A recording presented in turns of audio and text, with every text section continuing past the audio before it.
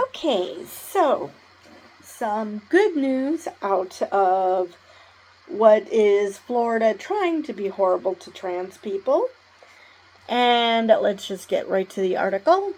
A federal judge blocks a Florida law that restricts transgender health care. Which, full stop, that is great. I mean, why shouldn't trans people get gender affirming care? Why is that so horrible to people? And now my understanding of this law is it's not just children, because okay, depending on the case, which again, that should not be a lawyer's job but a doctor's job, but still depending on the case, yeah, they could probably wait till they're 18. However, my understanding is this law goes against adults too. Which, what the hell, Florida? I could be wrong, though. But anyway, let's get to the article. A federal court has blocked Florida from enforcing a law that bans gender-affirming care, specifically puberty blockers and hormone replacement therapy for minors, and restricts it for adults. Okay, so it does allow it for adults, but it's just minors. Now, puberty blockers, well, who the fuck else would use puberty blockers? Seriously. The only people who use puberty blockers are those who are trying not to go through puberty. So, by the very definition, they have to be given to minors. Because generally when you decide you want to transition and take hormone replacement therapy, you no longer need the puberty blockers, is my understanding. Now, I don't know if you need to keep taking them. It would make no sense, because there was a time when puberty blockers weren't a thing, and once you took opposite sex hormones, you were fine. So I'm assuming that once you're on hormone replacement therapy, you no longer need the puberty blockers. But I could be wrong, like I said. So, and as for hormone replacement therapy, my understanding is that children would have to have serious gender dysphoria before people would even do that. Because normally this is therapy that starts when you're 18. So I'm just going to put it out there that this is a minority of a minority. Okay? The block also pertains to related rules from Florida's medical boards. The ruling comes 6 months after a 3-day trial for Doe versus Ladapo, in which the court heard testimony from experts in psychiatry, endocrinology, medical ethics, and pediatric medicine. Wait. A court that actually listens to experts in their field? Wow. That's actually pretty awesome. Because lately, that's not what you hear about. It restores Florida to a pre-SB 254 Board of Medicine rules insanity world right before all of this nonsense came into effect, says Simone Chris with Southern Legal Counsel. What that means is it puts the medical decision-making back in the hands of adults to make decisions about their own bodies and their own health care. So, I'm confused. Does this just involve children or adults? I'm rather confused. It also puts it back in the hands of, for minors, the adolescent, their parent, and their doctor. This is where the decision-making around medical care should be happening. Exactly. It is so absolutely annoying. And people who've watched my channel know I feel this way about the abortion issue as well. I don't care what you think about the procedure. I don't care what you think about trans people. It is not your decision to make these medical decisions for someone else. If you don't if you don't want to undergo a certain medical procedure, fine, you don't have to. I do not care if you're near death and you still don't want to take it. Great. You don't have the right to tell other people what medical procedures they can and can't have. It's just that simple. A spokeswoman for Governor Ron DeSantis said the state plans to appeal the ruling. Well, there's a shock. Gender-affirming care for minors and adults is supported by all major U.S. medical and mental health associations. And this is the thing that Mr. and Mrs. Basic Biology don't seem to grasp. The people who actually understand biology, who actually went beyond middle school when it comes to understanding biology, they are the ones who are saying that this is supported by the science. It is only those who think that their basic understanding of biology is somehow the end-all be-all, that because this is what we were taught in middle school, then it is the gospel truth, and there is never anything that could, that there's nothing that could monkey up the works. Which, that's not what, when they teach you basic biology, they are teaching it to you in an age-appropriate way. The thing that the right screams about when they hear sex ed and children, because they have only one understanding of what that is. It's the same thing. When you learn something in middle school, they are teaching it to you in a very simplistic way for someone of that age group to understand. That does not mean that it's the end-all be-all and it can never change. It just means that this is the best way we can teach it to you so you have some understanding of what we're talking about. And if you want to continue on, you can do that. That's all basic biology means. Okay. So, how we got here. For years, Florida allowed the use of puberty blockers and hormone replacement therapy, referred to as cross-sex hormones, in the ruling to treat gender dysphoria. A report from the Florida Agency for Healthcare Administration previously supported the use of both. Right, they did because, there are cis people who need gender-affirming care, so they didn't think much of it. Like, people who are going through kids who go through puberty way too early would be put on puberty blockers.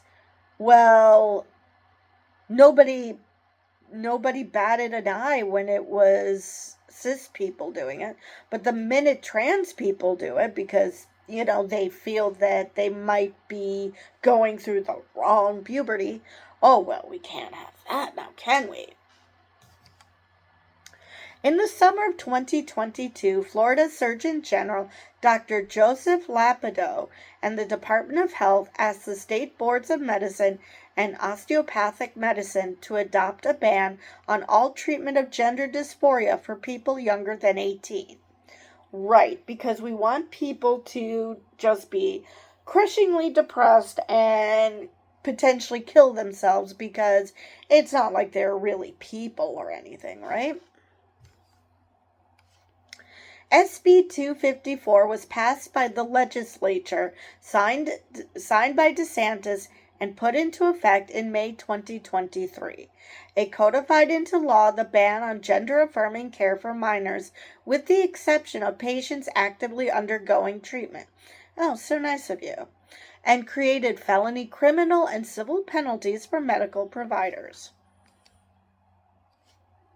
Right, because, if you scare the medical establishment enough, we've seen with abortion that, they don't have to do anything else. The women will suffer. In this case, trans people will suffer because doctors will be too afraid to actually do anything.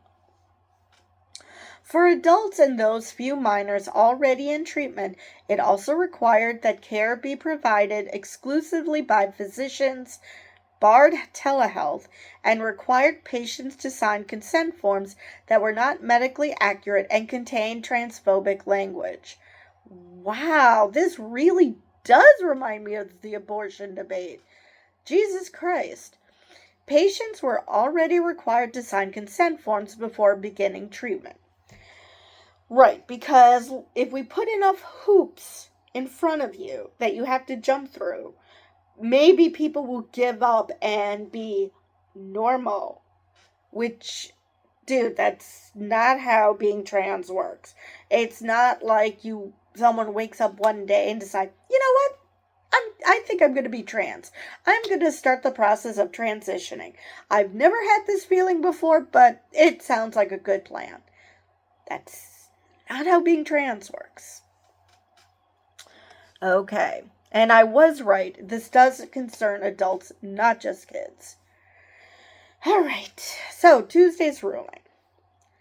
The ruling by U.S. District Judge Robert L. Hinkle on Tuesday ruled that last year's restrictions to care are unconstitutional and that Florida can regulate treatments but cannot deny transgender individuals safe and effective medical treatment, especially since the treatment with those medications is still provided to cisgendered patients with the state's full approval.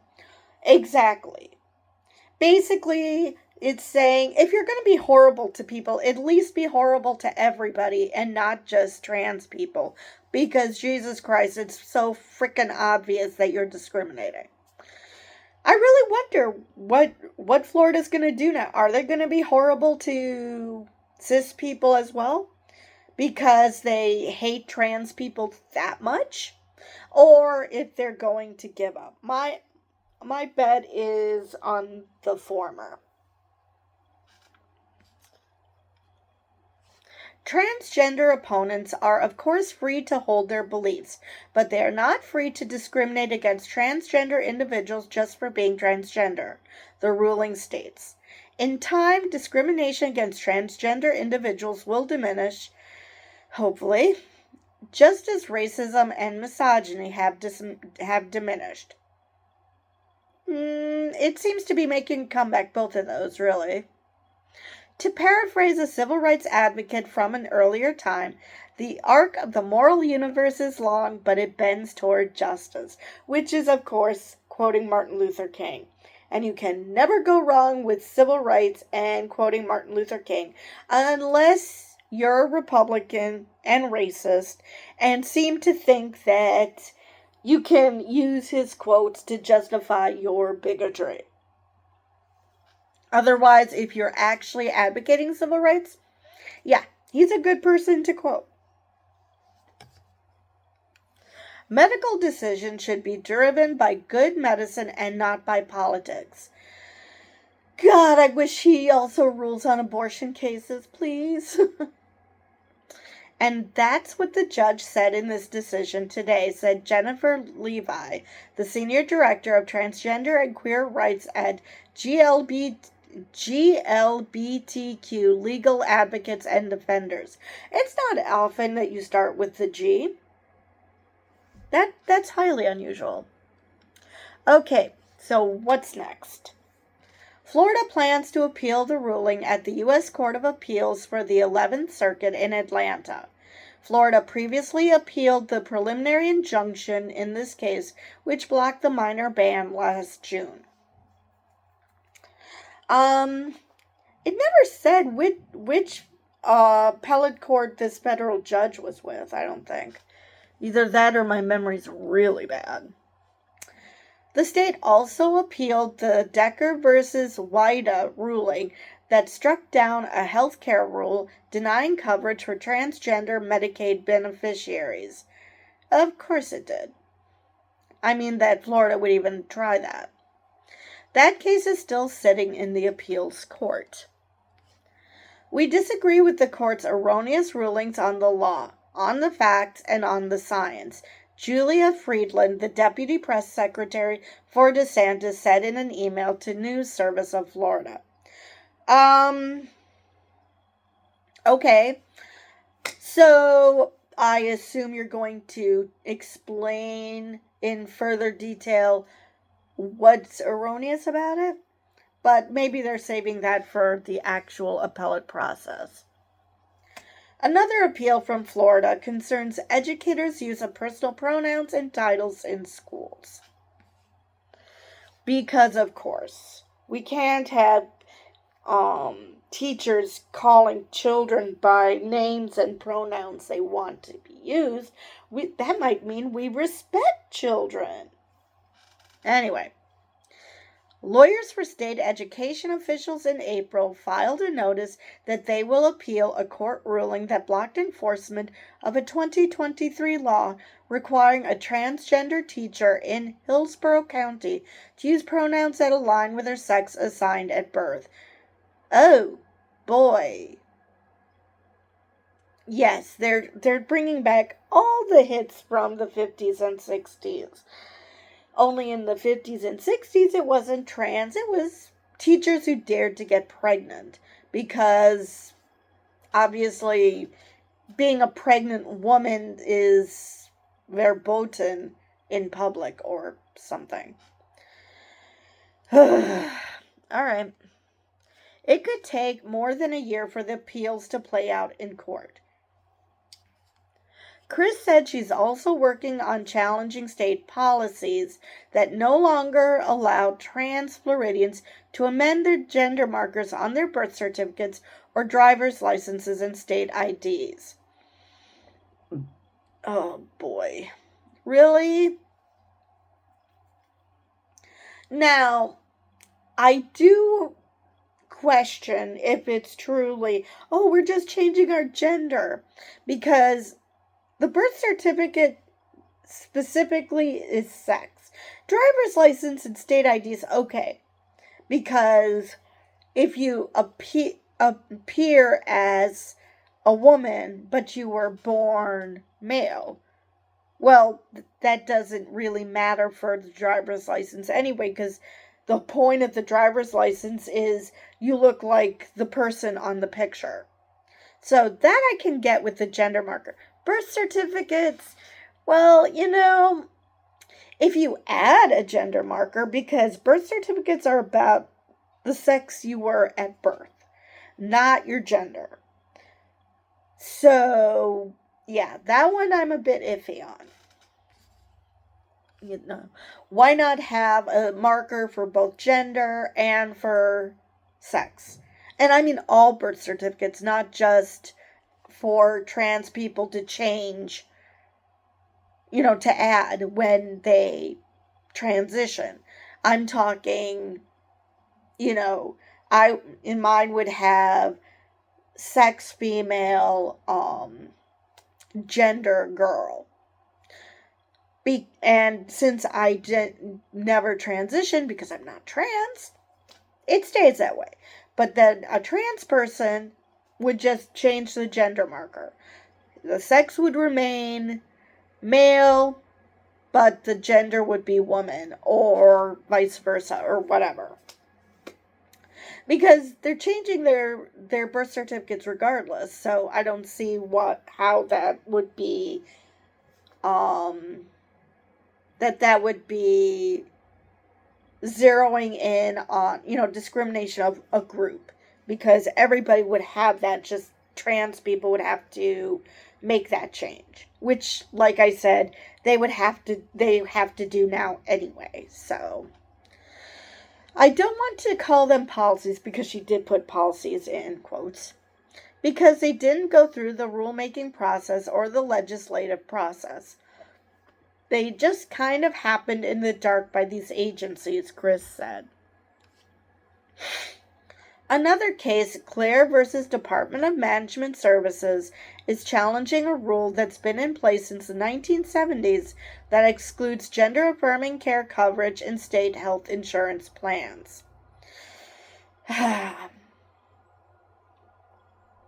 Okay. Let's see. Are we done? Okay, looks like that's the end of the article. And, of course, I think that gender-affirming care should be covered in state health plans because that is still health care. It's not like that's somehow extra.